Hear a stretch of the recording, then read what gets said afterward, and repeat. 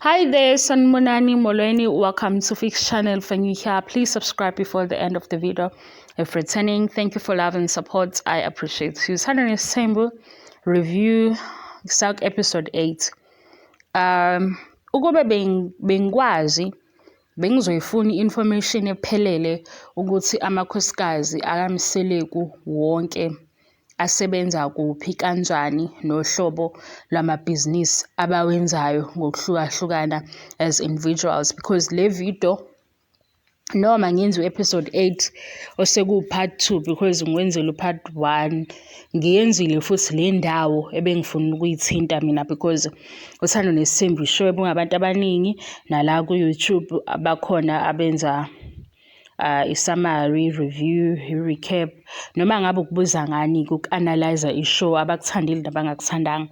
So sibaningi esenza into efanayo. So masizokwenza i-review kuba nendawo le esikhethayo, njengoba nami ku-episode 8 ngikhethe le part ye-birthday celebration yomntwana kaMpumelelo, la okubonakale kuba muncu khona kancane ngoba uMangwabe efike late.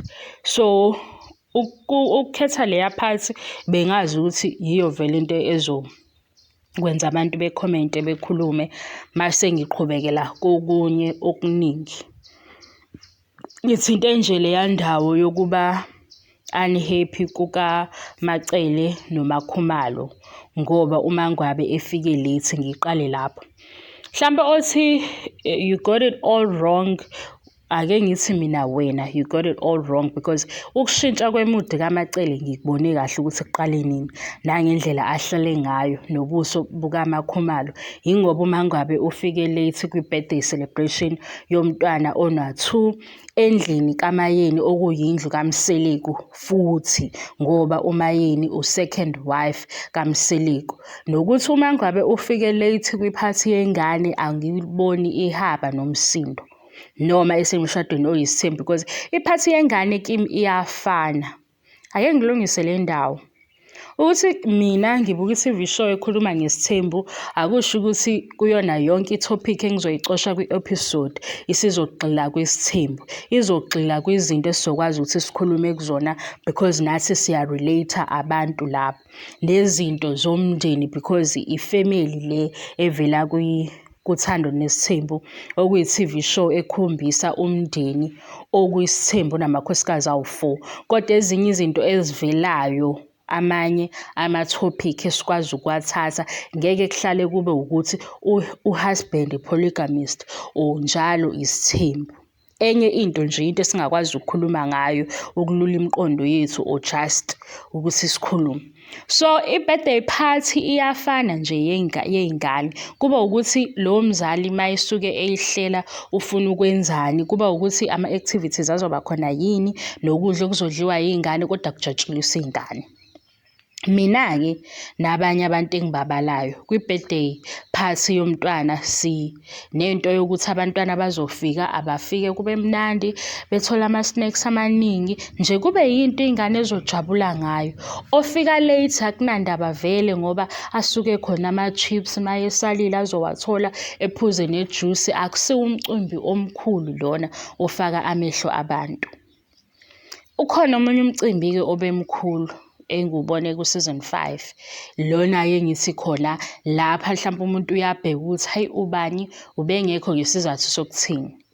Ku-season 5 kuvela ukuthi uMacele washonelwa umama, so kwaba nomcimbi lo wenzakalayo after la esedinga ukuthi ifamily yakhe le yakaMseleku ibe kanye naye. Umayeni akakwazanga ukufika kulowo mcimbi, angikhumbuli kahle izizathu, kodwa ubaba uMseleku waxolisa mayesesukuma esho-ke ebingelela namakhosikazi akhe, wabala ukuthi unkosikazi ongazufika uMayeni. Wafika uMangwabe, wafika after uMakhumalo. Mayefika futhi wenza nje isenzo senziwa yibona bonke abantu esiwubuntu ukuthi mawufika kwelinye ikhaya kunomcimbi kuyaye kube khona okuphathayo. Wabiza uSine wathi akamphathise oplastic abakhipha emotweni. I-birthday celebration kaMpilo uMangwabe waba khona waze kwaba namagama akawashoyo ngoba wayekhona ohlelweni. Engaziyo nje ukuthi uMpilo eyakhe i-birthday ihlukile ngoba mdala, ingane futhi eyunivesithi. Siyoba khona isikhathi sokuthi eseyunivesithi hlampe ezizwe nje ephansi, avule le video ye-birthday party yakhe, abone umndeni wakhe, akhumbule ukuthi unomndeni omthandayo, into efana naleyo. I-birthday celebration kaBaba Mseleku eyenziwe ku-season 5, uMangwabe babeka zonke izinto abayihlelayo njengamakhosikazi. Ekugcineni basala nokuthi i-venue bazoba kuphi. Base bakhumbula ukuthi hayibo uMangwabe unamaqaqa. Imaqaqa indawo la yobumnandi, kufikela abaculi, abanye benza imishado, indawo nje e-right ukuthi uma wenza umcimbi nomunye ufuna ukuyoyiphuzela iy'phuzo nokudla, iyindawo ekanjalo imaqaqa exclusive lifestyle onwa uMangwabe. Ngingazi-ke noma uMseleku unawo nama-shares, uMangwabe nobhuti wakhe. Makwenzeka lokhu, uMangwabe u-involved kuzona zonke lezi zinto ezenzakalayo eziwumcimbi omkhulu, kodwa abantu bayakhetha ukuthi once kwaba negative and kufaka igama laMangwabe bazosheshe kakhulu bezomthuka. Enye into ephoxayo, abantu besifazane abanalo moya wokuthi omunye wesifazane mayenza kahle noma eney'nhlelo zokuya phambili uzenza ngcono. Asize-ke kule yemisebenzi ukuze uyi-understand leyo kusebenza. uMakhumalo uyi-radio presenter, aphinde abe yi-motivational speaker, aphinde abe u-MC. Uyaqashwa ey'ndaweni, afike nje as u-guest speaker okuzofanele ukuthi abe muhle, ebe ready futhi a-understand ukuthi lowo mcimbi umayelana nani. Owakhe umsebenzi unjalo futhi umdinga ukuthi e-excel lapho abe present kulowo msebenzi. Siyeza kuningi ekuzoni-unpack-a ukuze nalo onengqondo othanda ukubuka izinto ezimbi kuphela aphinde futhi abuke ukuthi zikhona nezinhle. Nje le video kakhulu ngizodifenda uMangwabe because la ku-social media kunabantu abakhethayo ukuthi uma bebona into bazoyibona ngaleli side kuphela, bengasalikhetheli elinye iside. Nomunye azenzise, uthole ukuthi uyayisho into iqondile, yingoba ugxeka lo amthanda kakhulu akasafuna ukubona iphutha. Okunye kufani because umuntu noma umthanda maye wrong uyakwazi ukusho ukuthi u-wrong ngoba uyalungiseka, ne-mistake iyalungiseka, yingakho kukhona ama-corrections. So ku-episode 8 ngithe mina le ndaba yedrama noma umsindo abebewenza bezama ukusebenzisa uMangwabe babe nehaba because basebenzise umcimbi ongahambisani nokuthi bengabanga umsindo. Kuyi-birthday party yengane ena-2 because isizathu sikaMacele sisale ekutheni uMangwabe ufike late, uhleli nje kanti kuzofika uMangwabe, okusho ukuthi phela ukhuluma isiZulu Macele, wena uzongiphendula nge-English ubone sengathi angiyi-understand into eyenziwa laphaya kwi-show. Kulula kakhulu-ke because bakhuluma i-language yami, nento ye-body language into engayifunda kaningi, usheshe ubone umuntu ukuthi oh kahle kahle unje, undikindiki, u-happy akekho happy, uyibona lapho kuphi uma ufunda i-body language. Uyangena uMangwabe, uMacele usehleli ubheke eceleni, uthi-ke uMangwabe uyaqala ukubona abantu abangajabule kwi-birthday party, kanti bona bajabule ngoba basafuni ukuba laphaya endlini, kanti futhi nalo lindiwe uMangwabe. Ake ngithi nje angazi inehaba into yabo, i-drama futhi ebandayo. Naye uMakhumalo noma engasibekanga isizathu kodwa simbonile ebusweni ukuthi-ke waze wabhoreka ukufika kwaMangwabe. Asikho futhi isizathu sokuthi uMangwabe engangeni endlini kaMayeni makunokudla athole iplate ngoba vele kusekhaya. Ake sikhulume ngemisebenzi-ke sesi-analyze leli lokuthi uMangwabe always late and akayisaphothi ifamily, uzenza ngcono. Inkulu into uMangwabe ayenzela ubaba uMseleku ewife number 4, enomsebenzi o-demanding, ephinde futhi abe nomntwana engizothi unama-special needs because kuyashiwo ukuthi umntwana lo kukhona ukuthi udinga usizo ngezinto ezithile ngoba nanokukhuluma akakhulumi kahle. So ngathi ingane le edinga nje umzali abeseduzane ngaso sonke isikhathi. Abakwa-nursing abasebenza ey'bhedlela yibo abangangitshela kahle ngaleli phuzu. Khona usisi engangambonile eduzane wayonesi ngisahlala eduze kwakhe. Wayengaphumuli intombazane, angazi ukuthi isikhathi sokuphumula wasitholaphi ngoba indlela wayesebenza ngayo. Angazi futhi noma ubese permanent ngoba nje impela behlezi semsebenzini isikhathi sakhe esincane, noma ethi ufisa ukuhlala nengane ebuye ethi futhi kuzoba nzima ngenxa yomsebenzi. Umuntu engike ngambona eduzane. Lana i-TV show le okuhlelwayo ukuthi ishutha kanjani.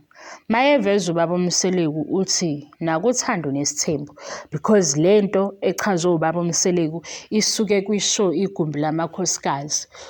Kugcwala ukuthi uMangwabe uyadivosa engabonakali. Wathi ubaba Mseleku, uMangwabe wenza umsebenzi ohlukile. Siyali-underline lokuthi umsebenzi wakhe uhlukile. Nehlobo futhi lebhizinisi alenzayo luhlukile kunalokhu okuvezwa ifamily kwe-TV show, ngoba nayo i-TV show yingxenye futhi ibhizinisi lomndeni ngoba benza imali. Phinde futhi Uthando Nes'thembu kube elinye ibhizinisi elivula amanye for umndeni. Siyeza lapho. Ngizoba slow nje namhlanje ukuze sihambisane sifike ekugcineni. Kube ukuthi-ke wena masukhethile ukuthi umuntu awumthandi ngoba ubona izinto ezithile ku-TV, i-choice yakho. Wathi ubaba Mseleku igumbi lamakhosikazi uMangwabe akakwazi ukuvela because unesi and isikhathi esiningi akatholakali kalula. Nakhona kuThando Nes'thembu basuke bemntshontsha mayeshutha naye, kodwa ngendlela yokushutha makwenziwa i-TV show akubonakali ukuthi uMangwabe ubengekho kule episode, ngoba mase bayihlanganisa ngendlela yokuthi noMangwabe abonakale.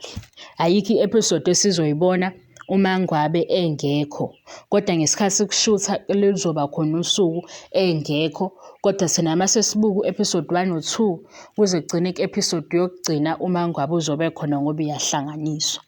Ngase ngithi-ke ubaba Mseleku ngoba ephendula le ebuzwa kwigumbi lamakhosikazi, sekumele ukuthi lento azi ukuthi abantu sebeyayazi, ngoba phela manje uzofika ngapha kuThando Nes'thembu azogxeka uMangwabe ongakwazi ukuthi avele kwezinye izinto, kanti sesivezile yena isizathu ukuthi umsebenzi omenza abe nesikhathi esipintshekile. Kwaba uMangwabe uba nosisi kababa Mseleku la amchazela khona ukuthi ukufunda nokusebenza kunamaphi ama-challenges. Wayephatha-ke indaba yesikhathi, naku-season 5 wayephatha indaba yesikhathi. Ake size-ke kula makhosikazi kababa Mseleku. Umayeni unento ye-fashion ayenza manje, okumenza agcwale ku-social media because uyabona ukuthi elinye itool azolisebenzisa leli ukuze apromote ibhizinisi lakhe. Umayeni, angibali uMseleku, ngibala umayeni, because izobaleka lento yokuthi kubeke emqondweni ukuthi ngesikhathi wena u-expecthe i-unit yamakhosikazi ozowabona ehagana everyday, bama-individuals abanemisebenzi ehlukene namaphupho ahlukene. Uma uMakhumalo ethenga imoto kulo nyaka ubaba Mseleku embongela, uthe uyithenge ngemali yakhe. Imizamo yaMakhumalo yoku-upgrade impilo neye-success incike ekutheni uMakhumalo ufunani.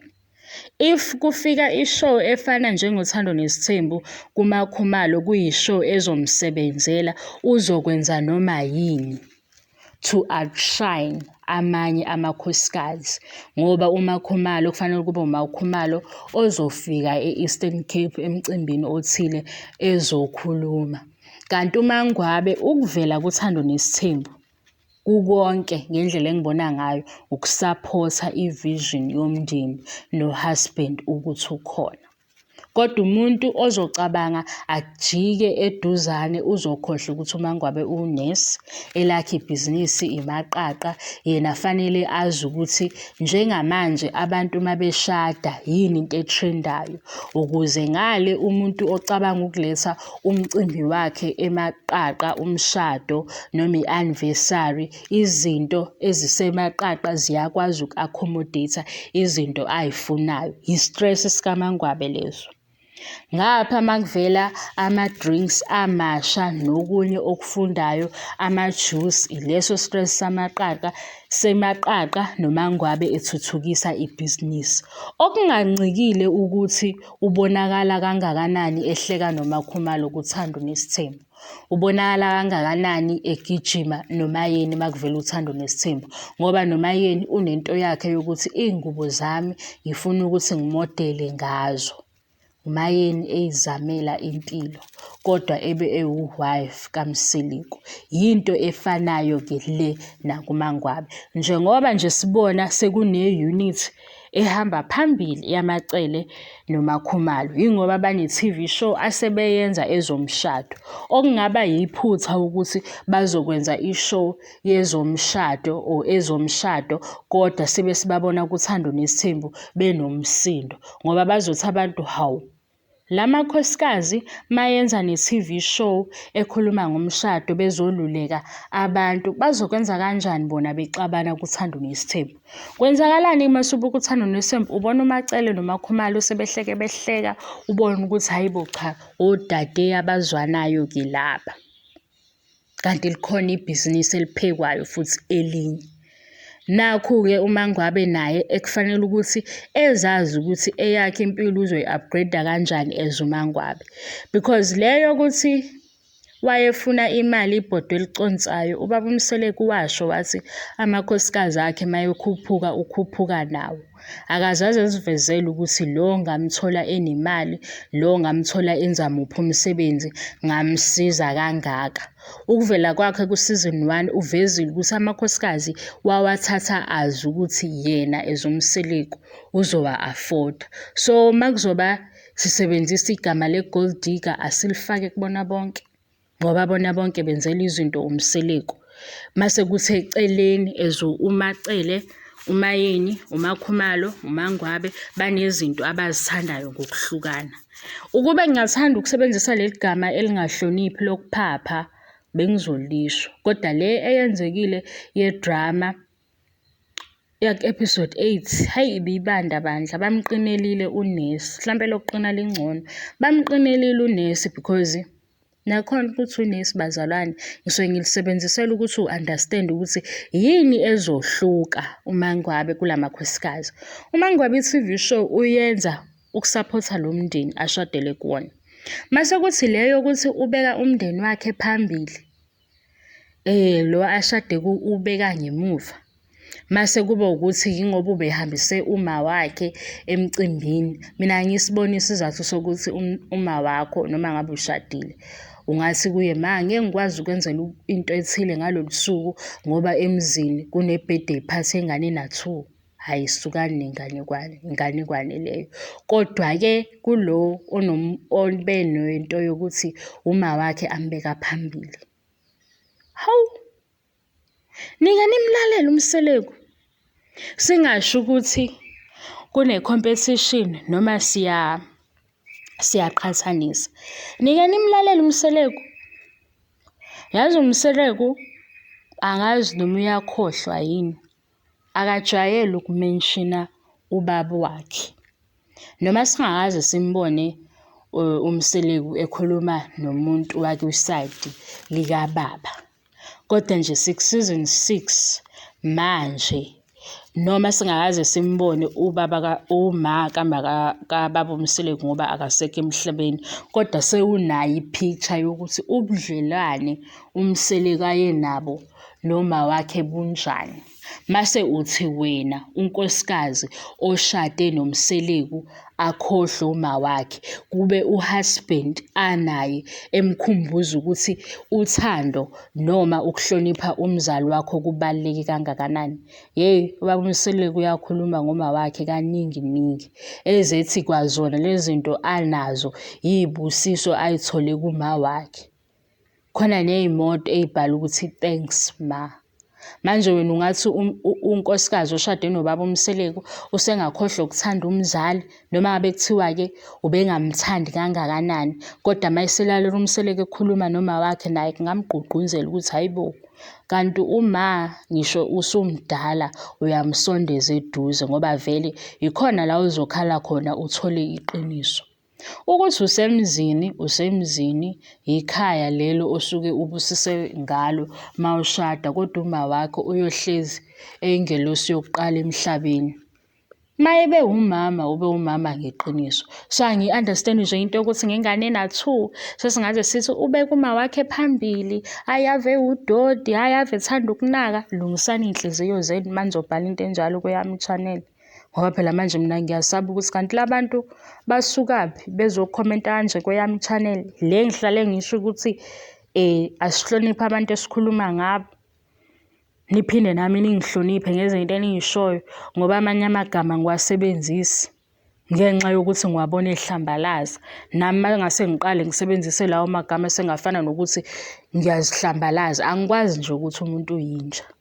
Yikho ngizosho ukuthi unehaba, ku-wrong lokho akwenzile, bekuyi-drama, ngigcine kulawo magama.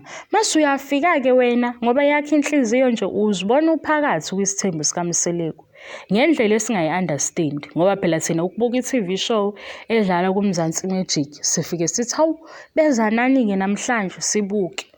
Mase sibukile sesiyacosha i-topic, sesiyakhuluma, sesiyasho ukuthi heyi cha mahle amakhosikazi ababa uMseleku futhi sibathanda bonke. Kodwa futhi noma sibathanda bonke, uma esenza iphutha umayeni sizosho ukuthi unephutha. Njengoba kushiwo nje ukuthi umayeni uyi-straight talker, kodwa kukhona la sisobona khona ukuthi hawu mayeni khona u-straight forward, kodwa lokhu hhayi kuyiphutha. NoMakhumalo kushiwo ukuthi u-good wife, mase sisho ukuthi hayi Makhumalo khona u-good wife. And lo Makhumalo lo okuthando nesithembu uyasondelana nalo Makhumalo wangempela. Mase sikubeka kanjalo wena usufuna ukusilwisa, ususitshela ukuthi si-toxic ngoba uMakhumalo mawuyibuka kahle ishow, uyibuka ungajahi. Yabo bafethu, kuhle ukufunda iy'ncwadi ngoba ukufunda iy'ncwadi kuyakusiza nokuthi u-understand-e into yokuthi kune-character, kunama-roles, nangesikhathi ku-actwa uyazi ukuthi umuntu uma e-actwa uyakwazi ukwenza nento angasiyona. Yikho nje ama-actors uthola ukuthi siyaye sibone ukuthi lo udokotela kodwa akayenzanga i-research yokuba udokotela ngoba ezinye izinto uzomuzwa ngamagama esebheda okusho ukuthi uya-acta. La into engiyibona njengoMakhumalo, she's a good person nje. Lokho angeke sikususe. Kodwa uMakhumalo lo ukuthando nesithembu from season 1 to season 6, uMakhumalo lo sondelene noMakhumalo lo wangempela.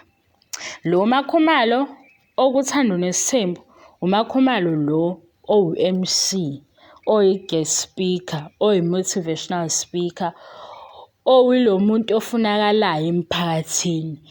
Noma kanjani kushisa kwenzakalani kufanele ayi-protect leyo image. Umsebenzi wakhe, i-strategy sakhe.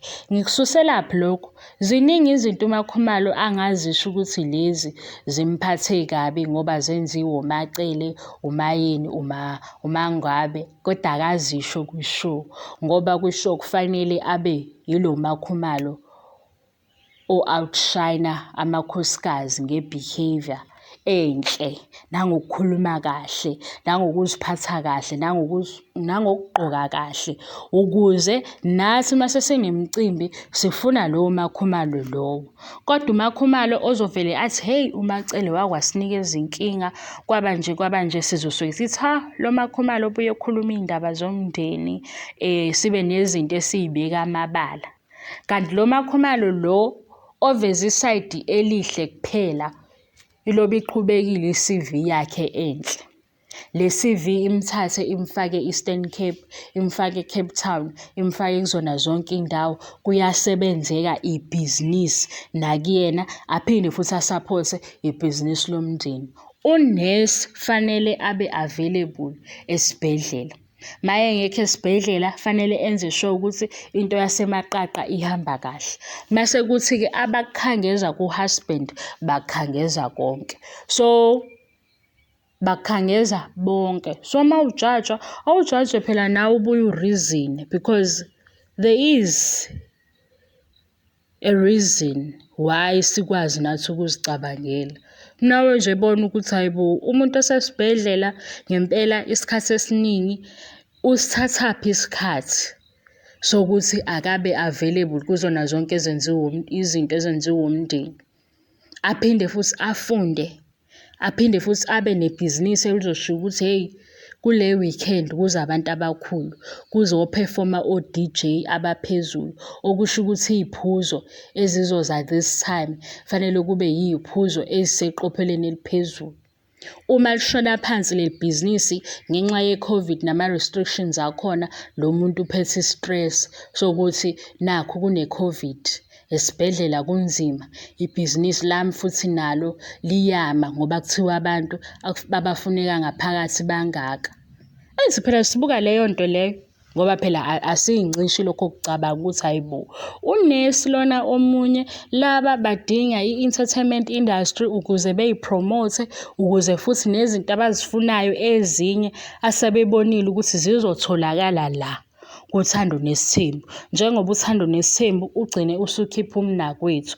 Mawukhipha umnakwethu khona igumbi lamakhosikazi. Makuphuma igumbi lamakhosikazi khona ezomshado. Laba aba-available ukuthi babe ku-TV bayaqhubeka bona neyabo ijeni ye-success ehlangene ne-TV. Lo onebhizinisi elingadingi i-TV every time fanele naye azimele entweni yakhe efuna yena nama-investments afuna yena, ngoba ekugcineni akekho unkosikazi oyofonela umamkhulu ethi mamkhulu, sengithanda mina ukuhamba nge-Range Rover, senze njani ntombazane? Umamkhulu uney'nto zakhe afuna ukuthi kube ezakhe, ngoba naye wayesho nje ethi this time ngicabanga ukuthi ku-season 4, this time ngifuna kube ngami ney'ngane zami. Kuwukuthi-ke kuba yi-tone asho ngayo, mase-ke abantu bayanaka ukuthi hayibo, why unesi yena ezenza ngcono esethi iy'ngane zami, as if abasho abanye. So manje unesi ayena imjaje nje, nawe uyihlaziye into uyibone ukuthi yiyo le noma ayisiyo. Nale nto yokuba independent inhle yona. Inkinga ukuthi sengathi ungathi uyiphila kodwa ungayikhombisi ngoba abantu uyabadinga, kodwa futhi emuva le ekhanda engqondweni fanele ubuye ube nakho ukuthi hey, ngisemhlabeni la, and mangisemhlabeni kwenzeka noma yini. Makwenzeka noma yini unayo i-back up, because mawubuka le show uMamezala nale mndeni evela khona namanye ama-shows afana nalowo, angicabangi ukuthi ukhona umndeni osuke ucabanga ukuthi bayoba ney'nkinga ey'dinga ukuthi zisolve i-TV show. Nale mndeni evela laphaya abantu abajikelene. So omunye mayezama ukusebenza ngendlela yokuthi noma ngingasekho lokhu akungisebenzele, akakwazi phela ukugxekwa abantu umuntu mayezicabangela. Nomuntu futhi mayekwazi ukuthi ngi-strong, nginayo ifamily, kodwa futhi emhlabeni kwenzeka noma yini, kufanele ukuthi ukusebenzise lokho.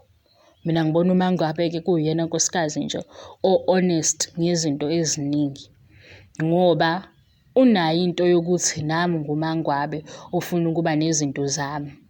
And ukufunda ngemali ka-husband akusho ukuthi yena useyi-gold digger, ngoba nale show, i-TV show Uthando Nes'thembu kube yi-vision ka-husband. Amanye amakhosikazi mase kusebenzisa kufanele ukuthi kubasebenzele, abantu abakhalazi, kodwa lona ocela imali ngoba ebona amanye ama-business opportunities abantu sebezothi uyi-gold digger, musani kuba amaqoki. Amaxoki nje mina ayangibhora ngoba ngisuke ngibone nangomuntu indlela arizina ngayo. Uthola ukuthi into uyayikhuluma iyazwakala yena eshaya engathi akayizwa. Umuzwe umuntu esethi I love Macele no matter what.